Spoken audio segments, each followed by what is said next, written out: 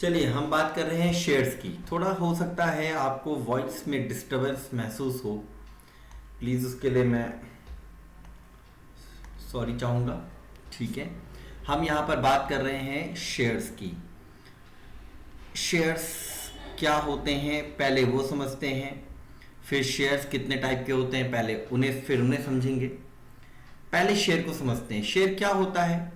Share होता है piece of capital, piece of capital of a company. एक company की कैपिटल में एक जो छोटा सा टुकड़ा है उसे हम क्या बोलते हैं? शेयर्स बोलते हैं। शेयर्स हमारे पास दो तरीके के होते हैं, एक होते हैं इक्विटी शेयर और एक हमारे पास होते हैं प्रेफरेंस शेयर। इक्विटी शेयर समझने के लिए आप प्रेफरेंस शेयर समझिए, उससे आप इक्विटी इजीली समझ जाएंगे।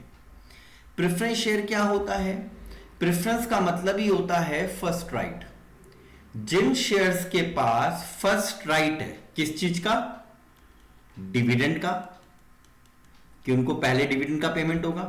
दूसरा रीपेमेंट ऑफ कैपिटल का, कि जब कैपिटल वापस आएगी वाइंड अप के समय तो पहले उनको मिलेगी। जिन लोगों के पास, जिन शेयर्स के पास ये अधिकार है वो आपके प्रेफरेंस शेयर्स हैं। अब इक्विटी क्या हुआ? तो जो प्रेफरेंस नहीं है वो इक्विटी है। आपसे क्वेश्चन इक्विटी के ऊपर ज्यादा नहीं पूछा जाएगा, प्रेफरेंस के ऊपर आपसे पूछा जा सकता है। टाइप्स की बात करें तो प्रेफरेंस के कितने तरीके के टाइप्स हैं? तो प्रेफरेंस के टाइप्स में आपको एक मिल जाता है रिडीमेबल प्रेफरेंस शेयर और एक मिलता है irredeemable preference share. Redeemable preference share किसको बोलते हैं? जिसे कंपनी अपनी सॉल्वेंसी यानी कि अपने लाइफ टाइम के दौरान वापस ले लेगी, जिसका रिडम्पशन करेगी, वापस लेगी, पैसे आपको दे देगी, अपना शेयर वापस ले लेगी। इररिडीमेबल होते हैं जिसे कंपनी अपनी ड्यूरिंग सॉल्वेंसी या कहें कि ड्यूरिंग हिज लाइफ, हर लाइफ, वो नहीं लेती वापस। ये तभी वापस होता है जब कंपनी किस में जा रही हो? लिक्विडेशन में जा रही हो। इंडिया में इररिडीमेबल प्रेफरेंस शेयर इशू नहीं होता।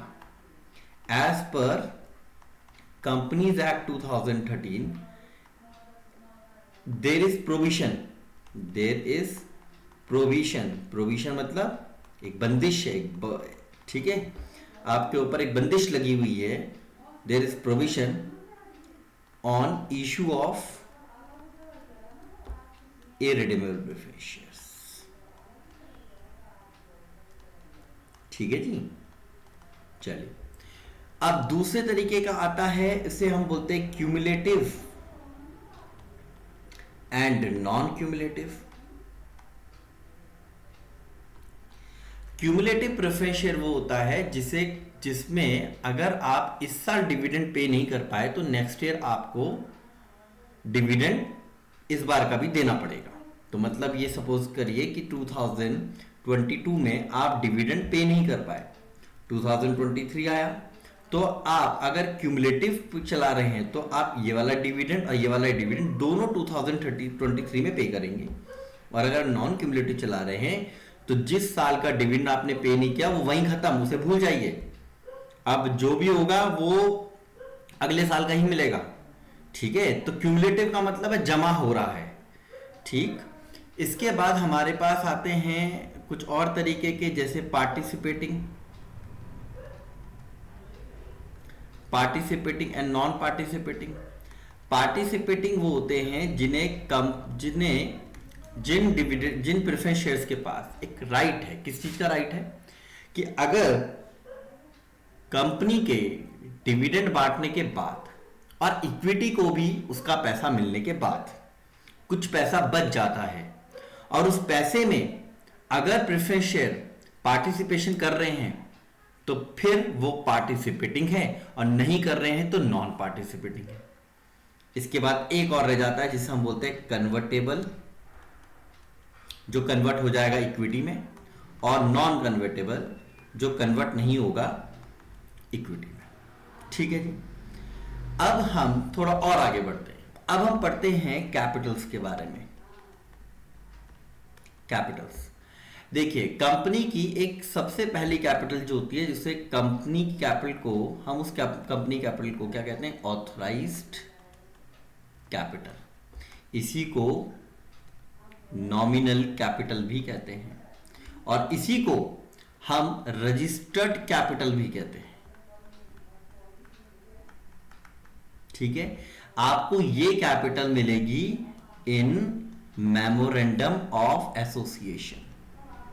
कंपनी का जो डॉक्यूमेंट जिससे कंपनी बनी है उसके अंदर एक क्लॉज होता है जिसे हम कैपिटल क्लॉज कहते हैं। उस कैपिटल क्लॉज के अंदर आपको ये कैपिटल मिलेगी। कंपनी इससे ज्यादा शेयर इशू नहीं कर सकती। कंपनी इससे ज्यादा शेयर इशू नहीं कर सकती। इसके बाद कुछ पार्ट को कंपनी क्या कर देती है? इशू कर देती है। जिस पार्ट को वो इशू कर देती है उसे हम बोलते हैं इशूड कैपिटल।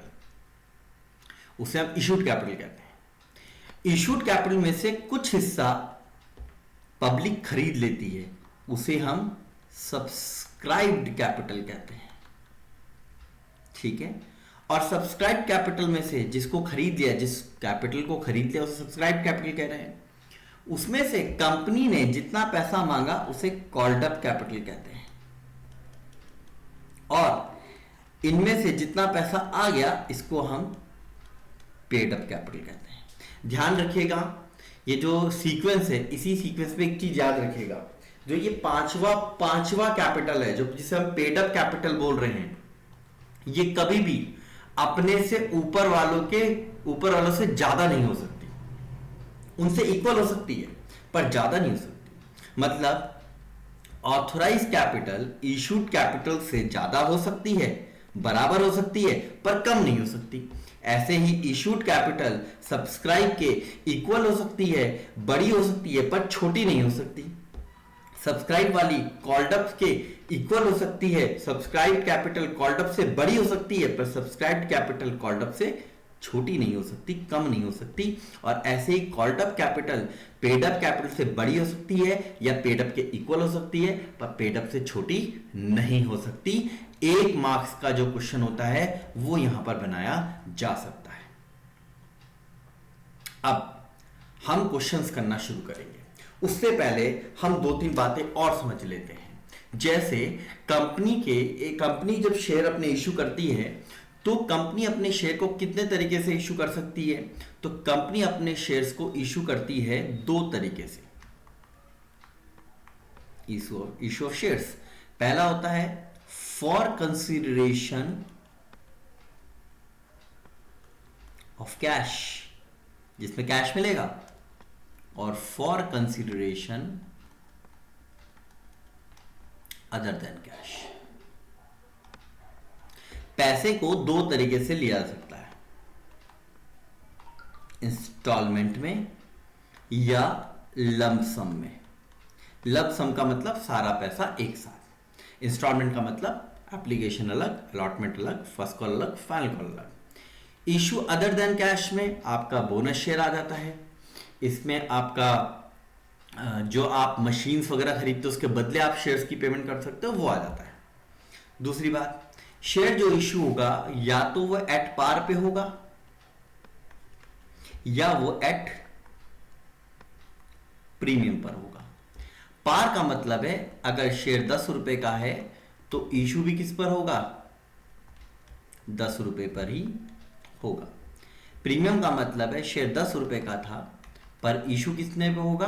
मोर देन 10 पर, मोर देन 10 पर, 11, 12, 13, उसे हम प्रीमियम बोलते हैं। ये जो प्रीमियम होता है इसको एक नाम दिया जाता है, सिक्योरिटीज प्रीमियम रिजर्व। ये हेडिंग में आता है। इसकी जो हेडिंग है,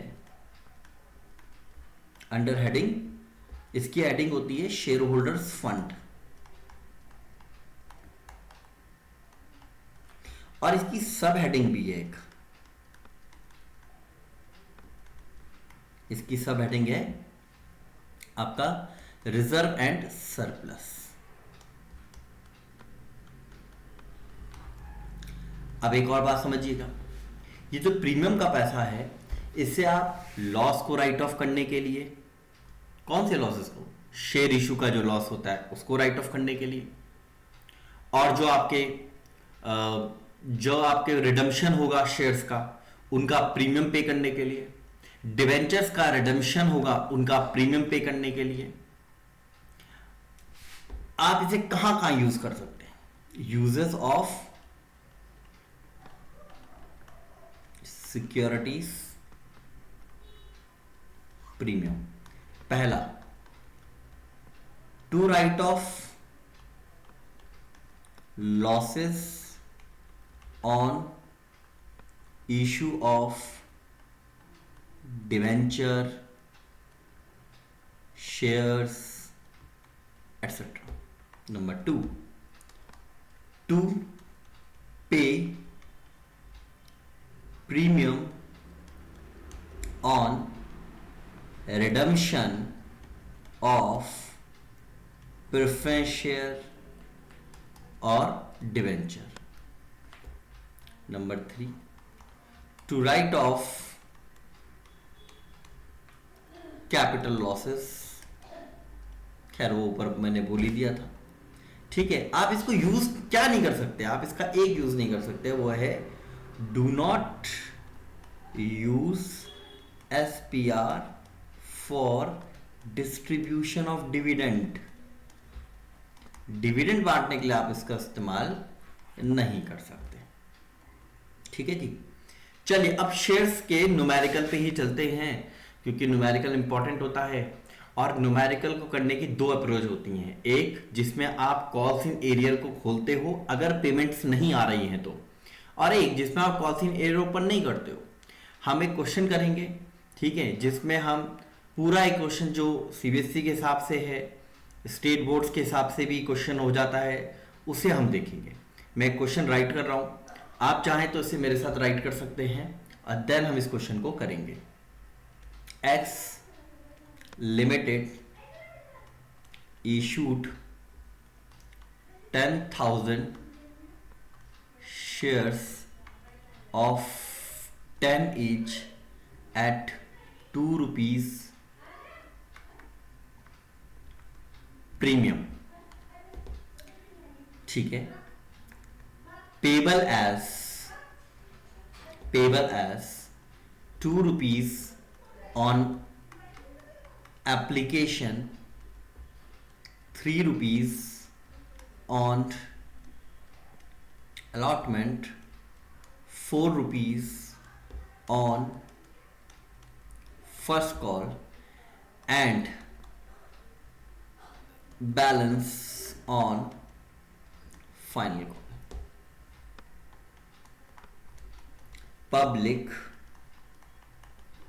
applied for 12,000 shares, ठीक है। All the applicants are allotted shares on proportional basis, proportional basis, इसी को प्रोराटा बेसिस भी कहते हैं। It is also known as pro rata basis, ठीक है। फिर एक लाइन लिखी होती है कि excess of application money is used towards allotment, ठीक है। नहीं भी लिखी होगी तो भी तो करना ही होता है, रिफंड करने को ना बोले बस, ठीक है। अगर रिफंड करने को बोलेगा तो रिफंड कर देना, नहीं बोलेगा, कुछ नहीं बोलेगा तो वो तो हमें इस्तेमाल करना ही होता है अलॉटमेंट। मतलब एक्स्ट्रा पैसा कुछ भी आ रहा है एप्लीकेशन का, वो हमको अलॉटमेंट में यूज करना ही है। अगर वो कुछ बोलेगा तो अच्छी बात है, ठीक है। अगर वो बोल रहा है कि भाई इसको रिटर्न कर दो, तब तो रिटर्न कर दो, तब कोई ज्यादा दिक्कत लेने की जरूरत नहीं है। लेकिन अगर वो ये नहीं बोल रहा है कि रिटर्न करना है, तो फिर आप ये मान के चलो कि हमने एप्लीकेशन का पैसा अलॉटमेंट में तो यूज करना ही है, ठीक है। आगे लिखते हैं, mister A holding 600 shares fails to pay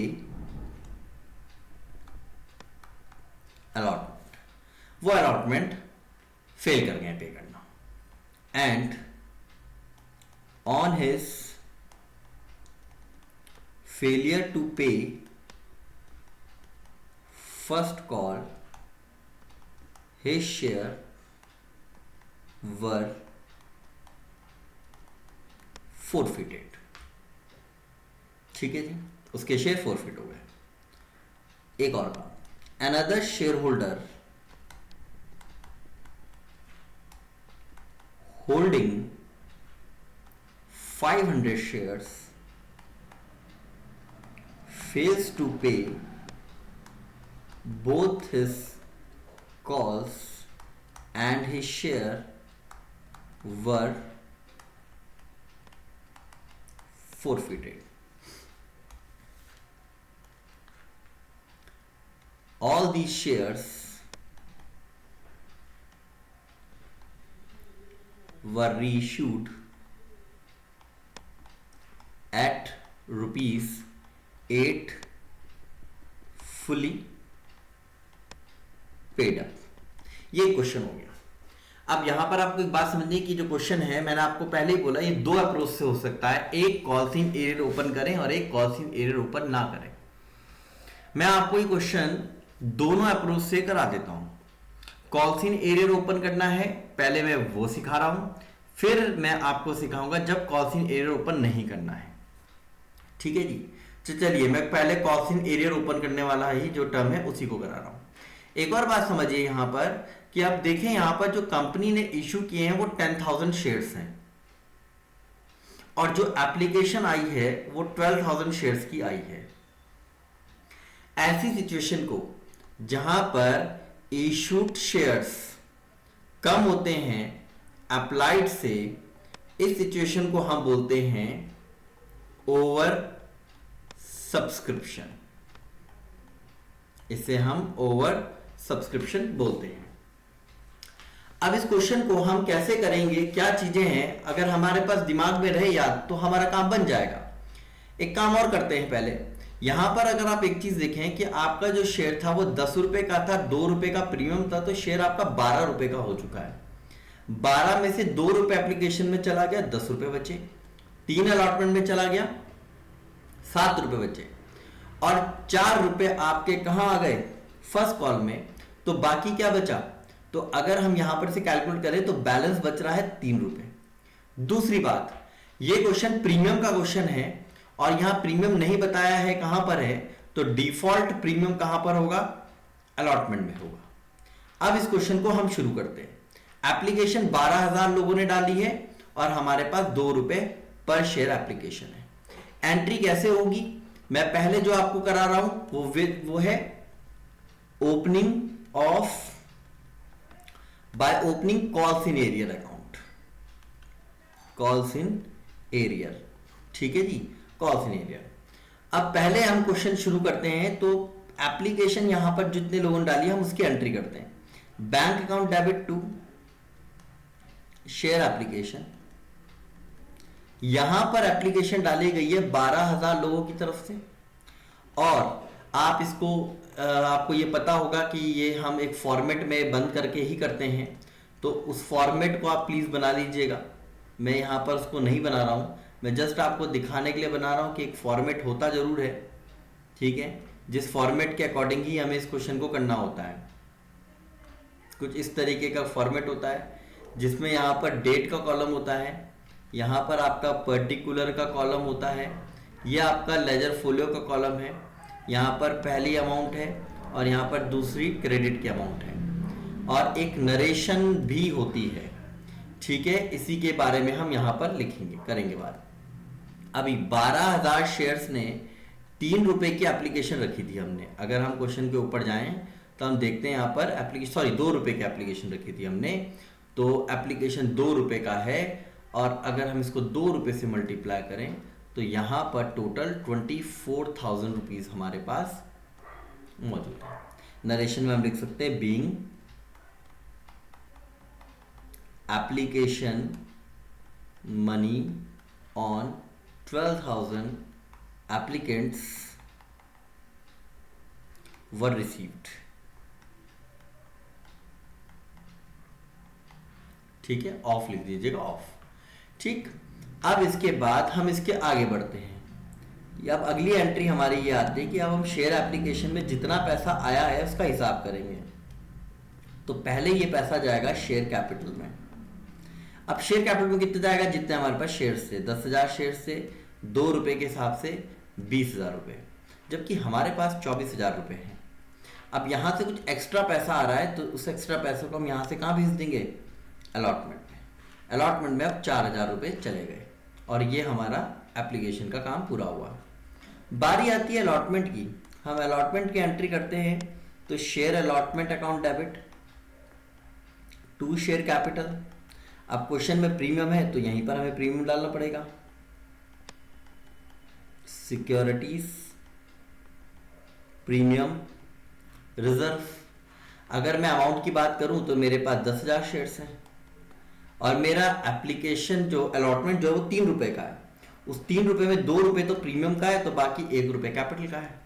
10,000 मैंने कैपिटल का मांगा है, 20,000 मैंने प्रीमियम का मांगा है। टोटल रिक्वायरमेंट मेरी 30,000 रुपीज है, बट इस 30,000 में से 4,000 ऑलरेडी मिल चुका है। तो मैं यहाँ पर जब अगली एंट्री करूंगा तो यहाँ पर मैं बैंक अकाउंट डेबिट लिखूंगा और नीचे मैं शेयर अलॉटमेंट लिखूंगा। लेकिन उससे पहले अगर मैं अपने क्वेश्चन में जाऊं तो मेरा क्वेश्चन एक बात और कह रहा है कि ए जिसके पास 600 शेयर्स हैं वो मुझे अलॉटमेंट नहीं देगा और इवन कॉल भी नहीं देगा। तो अलॉटमेंट पे वो मुझे पैसे नहीं दे रहा है, इसलिए मुझे यहाँ पर एक वर्ड यूज करना पड़ेगा जिसका नाम है कॉल्स इन अरियर्स या एरियर्स। यहां पर हम लिखेंगे शेयर अलॉटमेंट। अब क्योंकि मैंने अलॉटमेंट पे 30,000 मांगा था, 4,000 रुपए मुझे किसमें मिल गया था, एप्लीकेशन में मिल गया था। ये रहा 4,000 रुपए मुझे एप्लीकेशन में ऑलरेडी मिल चुका था। मैं 30 की डिमांड कर रहा हूं तो मेरे ख्याल से मुझे यहां पर से 26,000 रुपए ही मिलने चाहिए। प्रॉब्लम आ रही है कॉल्स इन एरियर में कि कॉल्स इन एरियर कितना होगा। आप इस बात का एक चीज ध्यान रखिएगा कि जब भी आपके पास एक्सेस मनी का चक्कर हो, जहां पर आपका एक्स्ट्रा पैसा है जो एडजस्ट किया जा रहा है, जैसे इस केस में 4,000 रुपए एडजस्ट किए जा रहे हैं अलॉटमेंट में और अलॉटमेंट में ही बंदा पैसे देने से मना कर रहा है। फिर से सुनिए, अलॉटमेंट में आपको एडजस्टमेंट करना है पैसे का और जो आपका शेयर होल्डर है वो आपको अलॉटमेंट में ही पैसे देने से मना कर रहा है। तो ऐसी स्थिति में आपको कॉल्स इन एरियर डायरेक्ट नहीं निकालना है, आपको एक वर्किंग नोट बनाना है। बिना वर्किंग नोट के क्वेश्चन गड़बड़ हो जाएगा। आप वर्किंग नोट बनाने चलते हैं, ठीक है। यहां पर मैं उस वर्किंग नोट को तैयार कर रहा हूं। मैं इस वर्किंग नोट को 4 स्टेप में करता हूं। फर्स्ट, पहले मैं देखता हूं कि क्या मेरे पास अप्लाइड और अलॉटेड दोनों दिए हैं। अगर मैं क्वेश्चन को पढ़ूं तो उसने मुझे, मैं क्वेश्चन के पास ले जा रहा हूं आपको, अगर मैं क्वेश्चन को पढ़ूं तो वो मुझे होल्डिंग कह रहा है। होल्डिंग का मतलब होता है ये अलॉटेड शेयर्स दिए गए हैं। तो अगर मैं यहां पर देखूं इस वर्किंग नोट में, ठीक है, तो मुझे यहां पर अलॉटेड शेयर्स दिए गए 600 और अप्लाइड गायब है। तो अब मुझे एक फॉर्मूला लगाना पड़ता है नंबर ऑफ शेयर अप्लाइड का। आपके टीचर्स इसको रेशो में भी करते हैं, मैं रेशो में नहीं करता हूं, मैं इस फॉर्मूले को ही इस्तेमाल करता हूं। इस फॉर्मूले में कौन कहां आता है वो देखना है। ये अप्लाइड में निकालने वाला हूं, नंबर ऑफ शेयर अप्लाइड में निकालने वाला हूं। मुझे यहां पर नंबर ऑफ अलॉटेड शेयर्स लिखने हैं अपने फॉर्मूले में और इस पे लिखना है मुझे टोटल एप्लीकेशन और यहां मुझे लिखना है टोटल अलॉटमेंट। ध्यान रखिएगा जो शेयर रिजेक्ट हो जाएंगे उनको काउंट नहीं करेंगे हम। यहां पर हमारे पास 12,000 शेयर्स में 10,000 शेयर्स डिस्ट्रीब्यूट किए गए हैं और इसको 600 शेयर मिले हैं। अगर मैं इसको कैलकुलेट करूं तो 720 आता है। यह है नंबर ऑफ शेयर अप्लाइड, यानी कि इस आदमी ने 720 शेयर के लिए अप्लाई किया था। अब मुझे अपना तीसरा स्टेप, मैंने कहा ना मैं इस पे 4 स्टेप फॉलो करता हूं। मैंने पहला देख लिया, दूसरा मैंने ये निकाल लिया और अब मैं तीसरे स्टेप में एक एक्सेस मनी निकालता हूं और एक्सेस मनी निकालने का मैं एक फॉर्मूला लगाता हूं कि जितने के लिए अप्लाई किया 720 के लिए कितना अलॉट हुआ, यानी कि 600, और मल्टीप्लाई करना प्लीज उससे जिसमें जहां एक्सेस मनी बना। एक्सेस मनी बना कहां था? एप्लीकेशन के पास। तो एप्लीकेशन पर शेयर, और एप्लीकेशन पर शेयर कितना था? 2 रुपए। इससे आपको यहां पर 240 रुपए मिलेगा। अब आप निकालेंगे अपना calls in arrear. Calls in arrear निकालने के लिए आपको क्या करना है? आपको सबसे पहले देखना है कि एरियर हुआ कहां है। तो एरियर हुआ है अलॉटमेंट में। तो आपने अलॉटमेंट को उठाना है। आपको पता है कि 600 शेयर्स थे आपके पास जो आपको अलॉट हुए थे, उन पर ये 3 रुपए के हिसाब से आपसे 1800 रुपीज मांग रहे हैं, जिसमें से 240 आप ऑलरेडी इनको दे चुके हो, यानी कि एक्सेस मनी। तो आपसे ये 1560 रुपए की डिमांड कर रहे हैं। ये पैसा मिस्टर ए ने नहीं दिया है, ये कॉल्स इन एरियर हो गया है। और इस 1560 को जाकर मैं यहां पर जो मेरी एंट्री चल रही थी वहां पर कॉल्स इन एरियर में जाके लिख दूंगा। अब मैं 26,000 में से 1560 रुपए माइनस करूंगा तो यहां पर मेरे पास जो आएगा वो आएगा 24,440 रुपए। तो मेरा शेयर यहां पर क्या हो गया? पैसे देने से मना कर दिया। अब मेरी बारी आई फर्स्ट कॉल की। तो अगर मैं share first call to share capital entry करूं तो यहां पर मेरे पास अभी भी 10,000 शेयर्स हैं। उन 10,000 शेयर्स पर मैंने 4 रुपए के हिसाब से अपना एप्लीकेशन 40,000 मांगा है। और जब मैं यहां पर ये पैसा रिसीव करने गया तो यहां पर भी मुझे हुआ कॉल्स इन एरियर। चलिए क्वेश्चन में देखते हैं कहां हुआ ये कॉल्स इन एरियर। यहां क्वेश्चन में देखिए कि 600 आपको कॉल नहीं दे रहे हैं फर्स्ट कॉल, और साथ में एक और शेयर होल्डर है जिसके 500 शेयर है, वो आपको दोनों कॉल नहीं दे रहा है। तो इवन जो 500 शेयर्स हैं वो दोनों कॉल नहीं दे रहा है, इसका मतलब फर्स्ट कॉल भी नहीं दे रहा है। तो अब आपके पास यहां पर 1100 शेयर्स ऐसे हैं जो आपको पैसे नहीं दे रहे हैं। ठीक है, मेरी हैंडराइटिंग पे थोड़ा सा आपको थोड़ा ध्यान रखना पड़ेगा। ठीक है, टू शेयर फर्स्ट कॉल, मेरी हैंडराइटिंग कुछ ज़्यादा खास नहीं है और पेन टैप पे तो और अच्छी नहीं आती है। ठीक है, तो यहाँ पर 500 शेयर्स सेकंड वाले के, 600 शेयर्स ए के, और ये लोग मुझे 4 रुपए के हिसाब से पेमेंट नहीं कर रहे हैं। मतलब मुझे यहाँ पर 4400 का पेमेंट नहीं आ रहा है, जबकि मेरे पास 40,000 शेयर्स हैं और 40,000 रुपये मांगे गए हैं। 4400 मुझे नहीं मिल रहा है, तो 35,600 मुझे मिला होगा।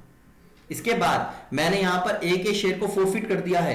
तो ए का शेयर फोरफिट करने के लिए मैंने शेयर कैपिटल को भेजा डेबिट में, जैसे base entry share capital debit में जाएगा।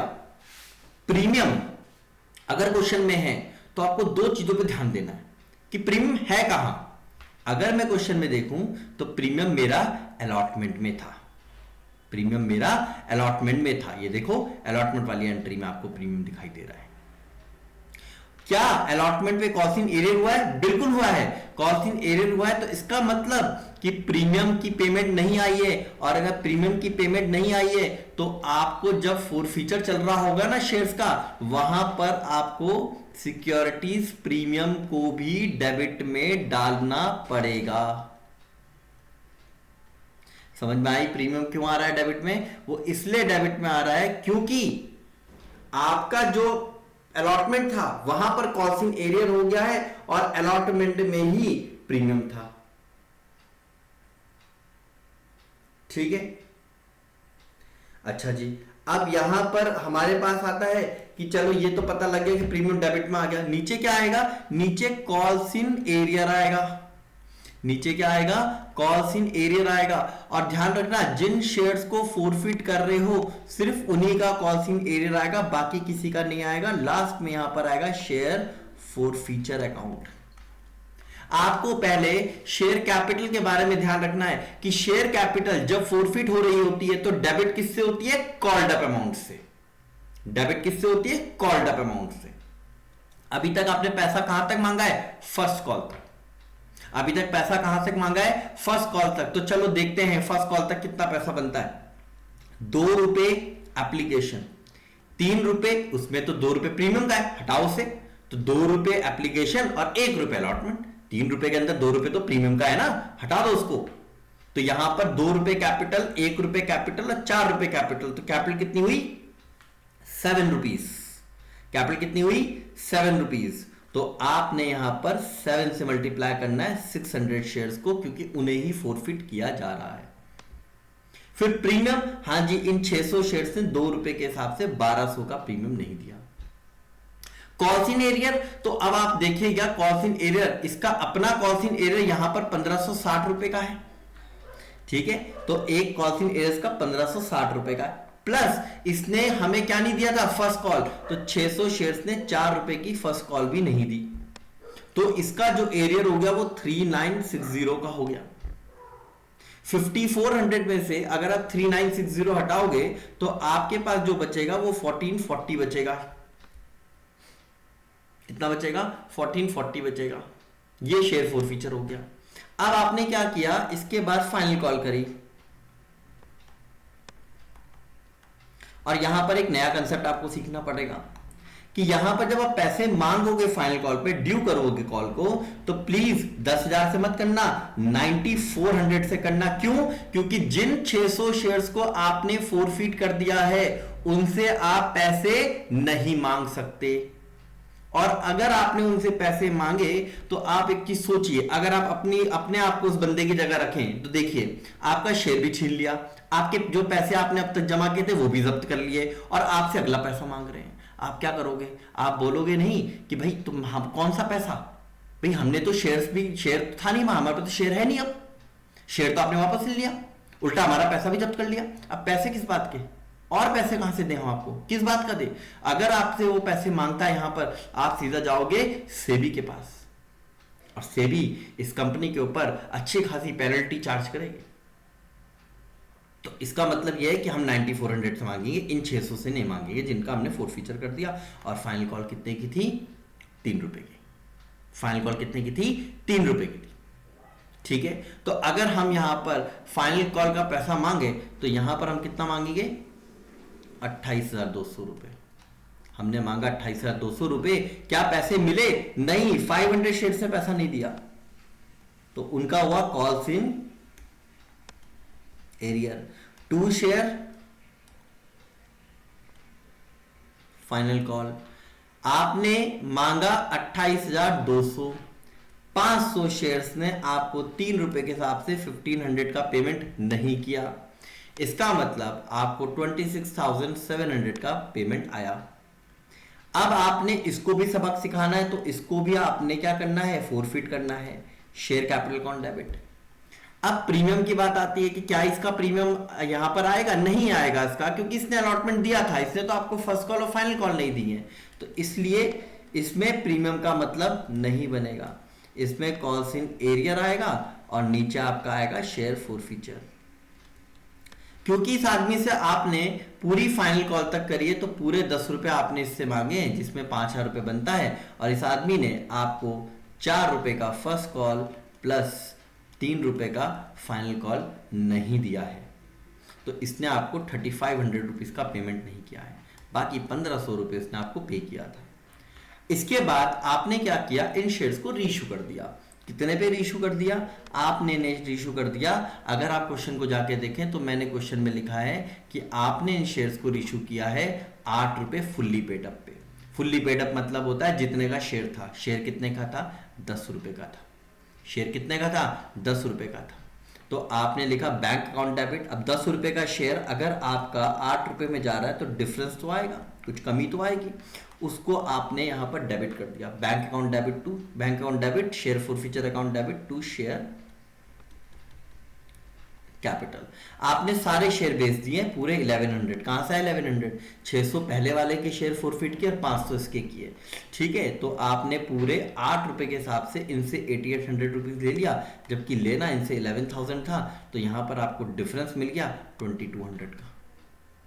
अब आपको एक चीज देखनी है कि इसके बाद एक एंट्री होती है जिसमें आपको फोरफीचर का जो बैलेंस है वो कहां भेजना होता है? कैपिटल रिजर्व में। अभी कैपिटल रिजर्व में जाएगा, कितना पैसा जाएगा? उसके लिए आप पहले एक चीज बताओ मुझे कि जितने शेयर आपने फोरफिट किए थे, आपने कितने शेयर फोरफिट किए थे? आपने फोरफिट किए थे इसके 600 और दूसरे वाले के 500, तो टोटल 1100। क्या आपने 1100 ही रीइश्यू कर दिए? बिल्कुल कर दिए। तो आपको माइनस करने का राइट मिल गया। माइनस करने का राइट। इसका क्या मतलब हुआ? इसका मतलब सिर्फ इतना हुआ कि जो भी आपका फोर फीचर ऊपर था, यहां पे फोर फीचर कितना था 1440 क्रेडिट में, यहां पर कितना था 1500 क्रेडिट में, तो कितना हो गया 2940 का क्रेडिट, और 2940 के क्रेडिट में 2200 रुपए यहां पर डेबिट हो गया, तो यहां पर सिर्फ बचा 740 जो चला गया कैपिटल रिजर्व में। तो ये रहा आपका क्वेश्चन जब आप इसमें क्या करते हो, कॉस्ट इन एरियर ओपन करते हो। चलो मान लो आप इसी क्वेश्चन को करते हो और कॉस्ट इन एरियर ओपन नहीं करना चाहते, ठीक है, तब आप कैसे करोगे इस क्वेश्चन को? तो इस क्वेश्चन में पहली एंट्री तो बिल्कुल सेम वही रहेगी, bank account debit to share application 12,000 shares पर एप्लीकेशन जो था 2 रुपए का था 24,000। फिर आप शेयर एप्लीकेशन को डेबिट करोगे और ये पैसा भेजोगे शेयर कैपिटल में। आप चाहो तो अलॉटमेंट का पैसा यहीं ट्रांसफर कर सकते हो, चाहो तो उसे आगे भी ट्रांसफर कर सकते हो। मैं इस बार आगे ट्रांसफर करके दिखाऊंगा 20,000। फिर आपने अलॉटमेंट की एंट्री पास करी जिसमें आपने शेयर कैपिटल लिखा, टू एसपीआर लिखा। अभी तक तो कुछ हुआ ही नहीं है क्वेश्चन में। एसपीआर मतलब सिक्योरिटीज प्रीमियम रिजर्व। 10,000 शेयर्स पर आपने 2 रुपये प्रीमियम 1 रुपये कैपिटल, तो 10 ये मांगा 20 ये मांगा, टोटल 30 मांगा। अब जब आप पैसा रिसीव करने गए, सॉरी मैंने इसे वर्किंग नोट के ऊपर बना दिया है, ठीक है, तो प्लीज़ आप इसको देखिएगा, वर्किंग नोट के ऊपर बना दिया गलती से, तो मैं इसे वर्किंग नोट से नीचे ले जा रहा हूँ यहाँ पर, ठीक है। तो यहाँ पर आपने लिखा बैंक अकाउंट डेबिट और बीच में आपने एप्लीकेशन को डाल दिया। क्यों डाल दिया एप्लीकेशन को भाई बीच में? क्योंकि इसके पास पैसे हैं कितने, 4,000। आप ऐसा भी कर सकते हैं, आप चाहो तो एप्लीकेशन वाली एंट्री में ट्रांसफर कर दो, चाहो तो यहाँ ट्रांसफर कर लो, कोई दिक्कत नहीं है। 30,000 रुपये और यहाँ पर पैसे नहीं मिलेंगे। अब मैंने कहा ना कि हम कॉल्सिनेट तो यूज़ नहीं कर रहे हैं, हम कॉल्सिनेट तो यूज़ नहीं कर रहे हैं, तो हमने कुछ चीज़ें तो कैलकुलेट कर ली हैं कि वर्किंग नोट तो ऐसे ही बनेगा, वर्किंग नोट ऐसा बनेगा, उसका कोई दिक्कत नहीं है, वो ऐसे ही बनेगा कि कितने शेयर आपके अप्लाइड थे, कितने शेयर अलॉटेड थे। फिर आप निकालोगे कि दोनों पूरे हो जाए, अप्लाइड दे रखा है तो अलॉटेड निकलेंगे, अलॉटेड दे रखा है तो अप्लाइड निकलेंगे। फॉर्मूला यही रहेगा आपका ये वाला, ठीक है। आपने फॉर्मूला लगा लिया, उसके बाद आपने क्या किया, उसके बाद आपने यहाँ पर एक्सेस मनी निकाल लिया। फिर एक्सेस मनी पे देखा 1,560 रुपये नहीं मिल रहे हैं। अब आप यहाँ पे आइए, आपको पता है कि आपने यहाँ 40,000 मांगे थे, सॉरी 30,000 मांगे थे, 30,000 मांगे थे। अगर मैं क्वेश्चन को देखूँ तो इसकी ड्यू एंट्री मैंने कितने पैसे मांगे थे, 30,000, बिल्कुल 30,000 मांगे थे। अब 30,000 में से मुझको 1,560 रुपये नहीं मिल रहे हैं, कॉल्सिनेटर है वो मुझे नहीं मिल रहा है, मैं कॉल्सिनेटर यूज नहीं कर रहा हूँ ना, इसलिए। तो यहाँ पर 28,440 रुपये, 4,000 तो ठीक है, तो 24,440 रुपये, 24,440 रुपये मेरे बैंक अकाउंट में, 24,440 रुपये बैंक अकाउंट में आ जाएंगे। अगर आप जाके देखो ना, जो पहला क्वेश्चन चल रहा था इसमें कॉल्सिनेटर ने यूज़ किया था, तो वहाँ पे भी ऐसे ही हुआ होगा। देखो 24,440 ही आया होगा बैंक में, वही आएगा, कोई दिक्कत नहीं होती, ठीक है। तो टेंशन लेने की जरूरत नहीं है कि कॉल्सिनेटर के बिना भी कर सकते हैं क्या, बिल्कुल कर सकते हैं, ठीक है, करिए, चलता है। इसके बाद आपने करी first call to share capital. Handwriting पे थोड़ा सा ध्यान रखिएगा प्लीज़, मेरी बहुत ही ज़्यादा खराब आती है, ठीक है। हमने 10,000 शेयर्स को कहा कि चलो लाओ 4 रुपये के हिसाब से 40,000 तो दे दो। इन्होंने कहा पैसे वही तो नहीं है, अरे वही तो नहीं है, पूरे पैसे कहाँ हैं? हमने कहा 10,000 शेयर्स में से 500 कह रहा हम भी नहीं दे रहे, 600 कह रहा मैं तो दे ही नहीं रहा हूँ, तो 4 रुपये के हिसाब से हमको 4,400 नहीं मिलेगा, तो हमको मिलेगा 35,600 बैंक में। हमने कॉल्सिनेटर यूज़ ही नहीं किया अभी तक। फिर मैं इसको फोरफिट करने जाऊँगा, शेयर कैपिटल डेबिट। अब क्योंकि क्वेश्चन प्रीमियम का था और प्रीमियम पे पैसा नहीं आया, तो एसपीआर डेबिट आएगा। अलॉटमेंट पे था ना प्रीमियम और वो पैसा मिला नहीं, ठीक है। अब यहाँ पर जिस जिस चीज़ का पैसा नहीं मिला, एक तो अलॉटमेंट का पैसा नहीं मिला, एक आपको किसका पैसा नहीं मिला, फर्स्ट कॉल का पैसा नहीं मिला, और बाकी सारा पैसा फोर फीचर में चला जाएगा। ये है बिना कॉल्स इन एरियर यूज़ किए, चलता है, ये भी चलेगा, कोई दिक्कत नहीं। आ गया 600 शेयर्स है, हमने अभी तक सिर्फ 7 रुपये मांगा है, यानी कि 4,200। उसमें इन 600 शेयर्स पर 2 रुपये के हिसाब से आपको प्रीमियम नहीं मिला है 1,200। अलॉटमेंट पे 1,560 नहीं मिले और फर्स्ट कॉल पर आपको 2,400 नहीं मिला, ठीक है, इतना नहीं मिला, तो बाकी जो पैसा मिला 1440 रुपये वो आपने फोरफीचर में डाल दिया। इसके बाद आपने एंट्री करी फाइनल कॉल की। अब तो क्वेश्चन सेम है, ठीक है, कुछ नहीं है क्वेश्चन में। यहाँ पर आप 9400 से पैसे मांगते हो 3 रुपये के हिसाब से। कितना मांगने वाले थे हम? मांगने वाले थे 28,200 रुपये शायद, हाँ शायद क्या वही मांगने वाले थे 28,200 रुपये। अब जब ये पैसा रिसीव करने गए तो यहाँ पर 500 शेयर्स ने पैसा नहीं दिया, तो मैंने यहाँ पे लिख दिया जी ऐसा है कि 9400 में से हमको 500 शेयर पैसा नहीं दे रहे हैं, तो बाकी तो दे ही रहे होंगे, तो बाकी जो हमें दे रहे हैं वो दे रहे हैं 26,700 रुपये, इतना पैसा हमें मिल रहा है। फिर इसके शेयर को फॉरफिट करना है, तो शेयर कैपिटल चला गया डेबिट साइड में, क्योंकि इसमें प्रीमियम के चक्कर है नहीं, क्योंकि प्रीमियम अलॉटमेंट में था, इस बंदे ने अलॉटमेंट दिया है 500 वाले ने। इसने हमें दो चीजें नहीं दी हैं, एक तो इसने हमें फर्स्ट कॉल नहीं दिया है और एक इसने हमें फाइनल कॉल नहीं दिया है। बाकी सारा पैसा इसका क्या होगा? फोरफीचर में जाएगा। अगर मैं यहाँ पर 500 शेयर्स की बात करूँ तो इस पर पूरे 10 रुपये के हिसाब से मैंने 5000 मांगा है। इन 500 शेयर्स पर एक तो फर्स्ट कॉल का 2000 नहीं मिला, फिर इस पर 3 रुपये के हिसाब से फाइनल कॉल का 1500 नहीं मिला, तो बचा हुआ 1500 हमने फोरफिट कर लिया। अब क्योंकि शेयर इशू होगा तो हमने लिखा बैंक अकाउंट डेबिट। अब क्योंकि जो शेयर इशू हो रहा है उसमें कमी पड़ रही है, हम 10 रुपये का शेयर 8 रुपये पे इशू कर रहे हैं, तो जाहिर सी बात है कि अगर मैं पूरे 1100 शेयर्स को 8 रुपये के साथ से 8800 में इशू करूंगा, जबकि आने मेरे पास 11,000 थे, 2200 बनेगा। और अगेन वही कि जितने शेयर फोरफिट हुए उतने रेशियो हो गए, बिल्कुल हो गए। तो अब शेयर फोरफीचर से कुछ पैसा हमारा ट्रांसफर होगा कैपिटल रिजर्व में, और वो कितना होगा वो हमने पीछे कैलकुलेट करना आपको सिखाया, उसे करिएगा, आपको समझ में आ जाएगा 740 रुपये की कहानी। तो ये रहा हमारे पास पहला क्वेश्चन शेयर्स का, जो हमने इस तरीके से किया है। एक दूसरी क्लास में अभी अपलोड करूंगा, आप उसे देखना चाहें तो उसे देख सकते हैं, ठीक है, ताकि आपके बोर्ड्स के लिए थोड़ा बहुत आपकी हेल्प हो जाए। ठीक है जी, थैंक यू। मैं इतना अच्छा तो नहीं हूँ टीचर वगैरह, लेकिन हाँ जितनी मैंने कोशिश करी, आप देखना चाहें तो आप देख सकते हैं। धन्यवाद।